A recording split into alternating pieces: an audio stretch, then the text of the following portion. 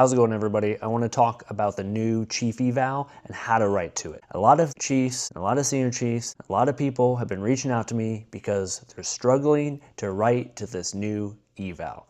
For me, the formula hasn't changed. Just the way that we document our impact has changed visually. But the essence of the eval is the same, in my opinion. In this video, I'm gonna break down how to write to each block, how to fit all your information in there, and how this eval is different and why most people are struggling. Here's the reality. Most people struggle with evals before the change and now after the change because they don't track quantifiable metrics and real data about their impact. They have a lot of fluff in their eval, they put a lot of words, but there isn't a lot of real results in everyday evals. It's a common problem, it's been this way for years. Now that we don't have a little bit of space and we have to be very direct with our results, people are starting to struggle. So my number one tip is to go through your past year, everything you've done, and extract every quantifiable metric that you can think of and data-driven result. And once you have all that written down, then go to your eval. Because if you don't have the data and you don't have the metrics, you're not even starting in the right place. This is where brag sheets have always been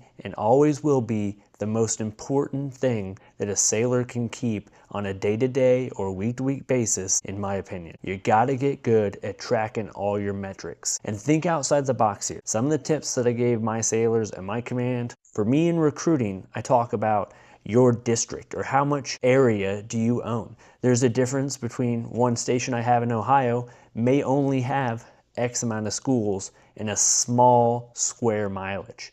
But then if I go to another recruiting office in West Virginia, it takes them 2 hours to get to a school because their square mileage is so big. So tracking the metric of just the sheer size of their area is something they weren't thinking about. All these different things that you have to think creatively about. Another good example is that my sailors interact with CNRC, and they interact with MEPS, and they interact with us at HQ.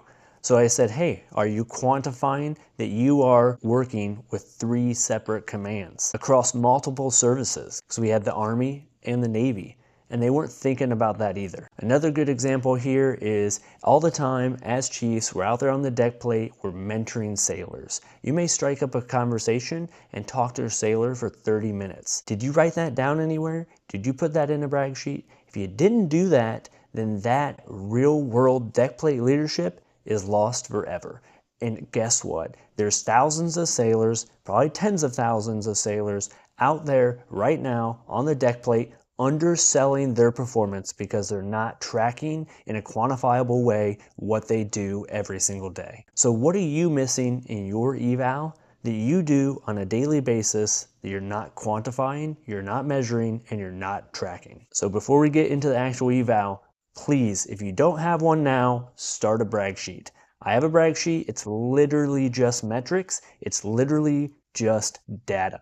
And I update it every single week, and I just change the numbers to what I did every single week. And I update that thing, and now that I have, I think, 30 different rows, I can update my brag sheet in about 5 minutes because I built the shell. Tracking that data makes my eval easy, simple, and quick. So that's my number one tip. If you're struggling at writing this eval, it's because you're not tracking your information. Start there first.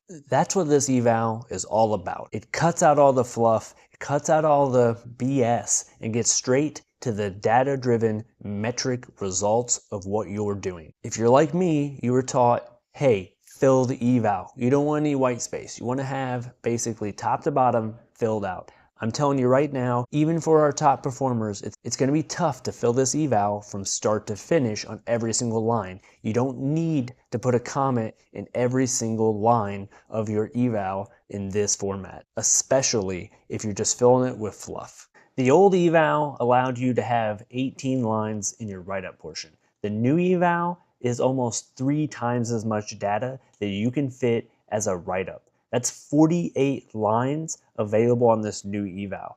That's a lot of information to try to fill if you don't have a good track of your quantifiable information. Don't feel like you just need to fill this up with garbage. Fill this up with real deckplate impact. Before I get into the actual individual trait blocks and what I recommend goes in each one based off the guidance that we got from Force Master Chief Houlihan and what's already natively in the eval, let's talk about the PAR method. I talked about this in my other video that I use the PAR method to write all my eval bullets, even before we got this new eval. The PAR method is simple. Position, your actions, and your results. As the Deckplate coordinator, I led 82 drills, resulting in a 95% score for DCI or the inspection, 32 firefighting qualifications, and the certification of 6 duty sections. I named my position as the Deckplate coordinator. I named my actions, led X drills,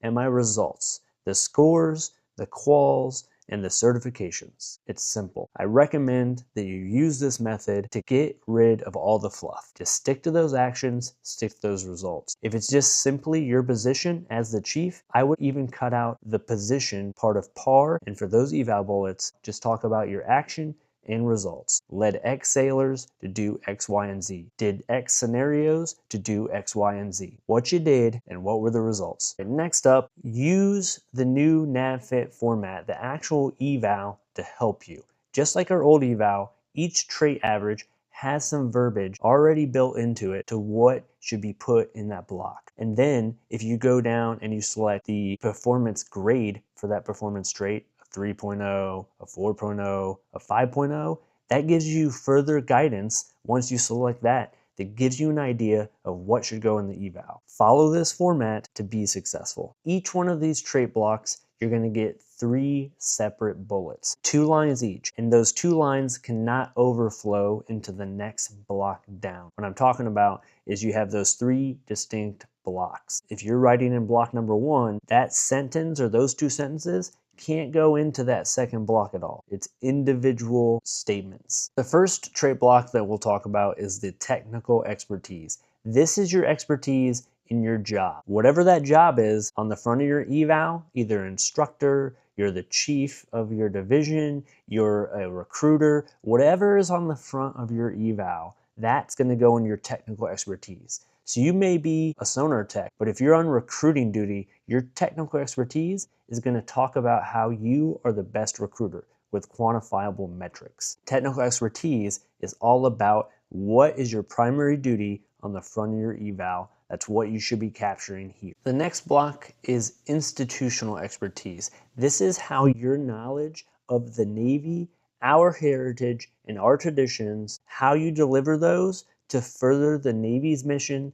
and your command's mission as a whole. This is where you'd put in your CPOI, your CPO induction data. So if you're a season lead, go in this block. If you do any kind of heritage information, you'd put that in this block. All these things about how you used your expertise about the Navy to further the mission of your command and that of the Navy. Additionally, your command level collateral duties can go in here, or your departmental collateral duties can go in this block. How are your collateral duties furthering your command's mission and their overall mission of the Navy? The next block is professionalism. This is how you are driving impact as a coach, a mentor, and a leader. So what are the results of the impact to your sailors? How much was it your advancement? What are your certification scores for any warfare areas you own? Did they get any awards? How is your retention? All of these things can go under your professionalism block.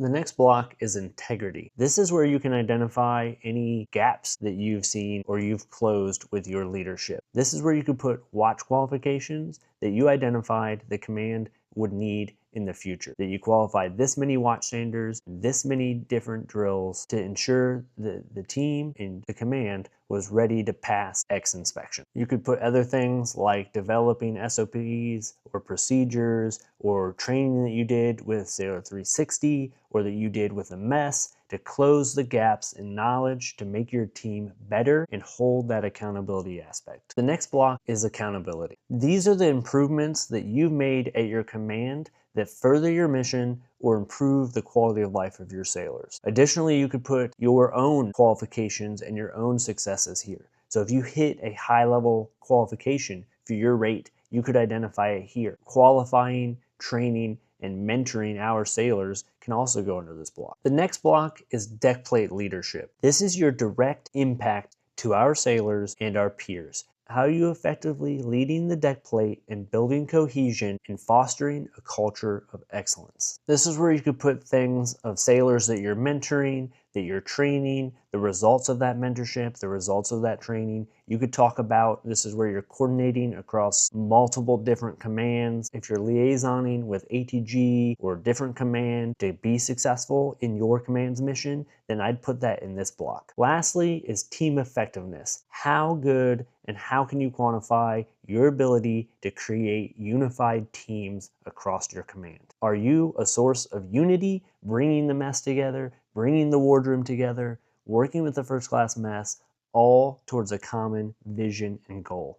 So those are the different blocks, and I broke them down in a very general sense. It's extremely difficult to give widespread advice because we have many different jobs, many different talents, and we all come from different backgrounds and different communities. So how you're going to communicate on this eval is going to depend on where you come from. The core components remain. Just look at your performance and find the metrics and data that you've done to prove each of these blocks. And then use the eval system, those 3.0s, 4.0s, 5.0s, and then write to the verbiage that's already built into the NAVFIT form to help you formulate what you want to talk about. And keep it simple. Remember, use the PAR method, that position, your action, and your result. This eval is all about the results, numbers. So go there and look back and figure out what you did, what was the impact, and then write to it. I appreciate your time and I hope this helped. If you stuck around this long, hit that subscribe button. I try to drop content that's going to make you a more effective leader, either in the Navy, outside the Navy,